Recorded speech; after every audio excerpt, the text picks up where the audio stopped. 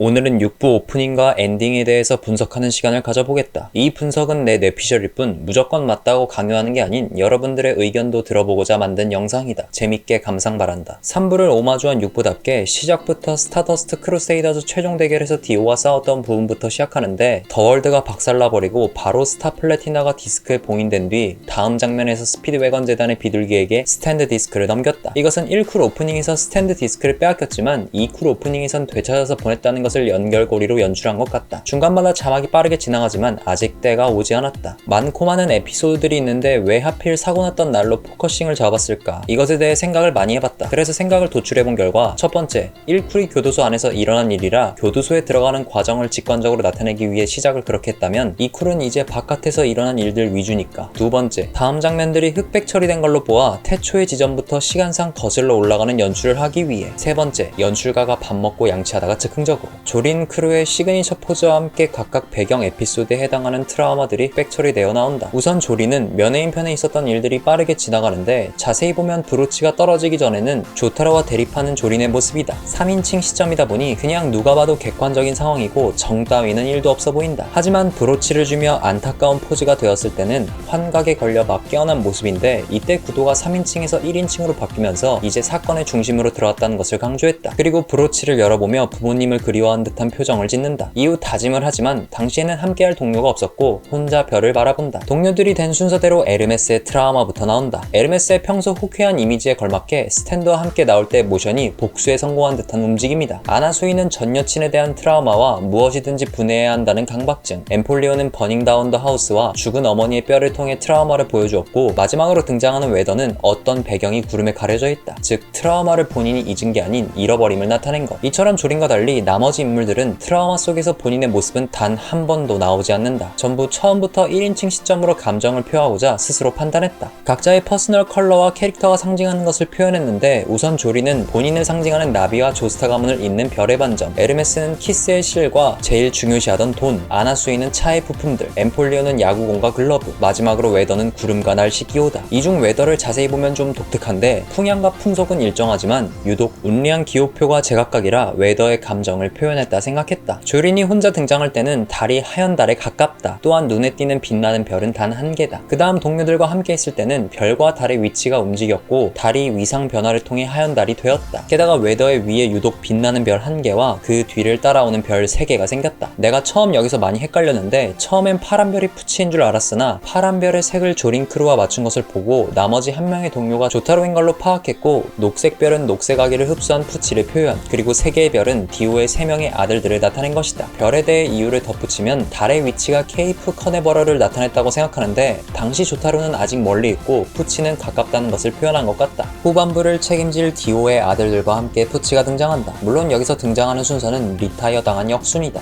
이때 시문이 아닌 화이트 스네이크인 것은 시문은 3명이 리타이어 당하고 등장했기 때문이다. 그리고 시계가 거꾸로 뒤집히면서 조린이 나와 역전된 중력을 당황하지 않고 적응했다. 이 부분부터는 3부 1쿨 오프닝을 오마주했다만 6부는 중력이 역전된 것을 나타내기 위해 배경을 뒤죽박죽으로 만들었다. 마지막에 푸치가 나오면서 본인 기준이라는 것을 확실하게 명시, 다음 장면에서 넓은 들판에 있는 풀들이 거꾸로 올라가고 죽은 FF도 하늘로 승천한다. 이 장면은 3부 2쿨 오프닝에서 혼자 올라온 조타로가 디오와 대치하는 장면을 푸치와 조린의 구도로 오마주했다. 이때 배경에서 달은 신월의 때가 거의 왔다는 것을 표현했고 시간 가속하는 것을 나타내고자 전체적으로 그라데이션을 넣었다. 그리하여 마지막에 달려가는 조린의 눈동자에서 마치 푸치를 죽여야 하는 듯한 치르게 의지를 보이며 역시나 3부 1쿨 오프닝 오마주로 마무리.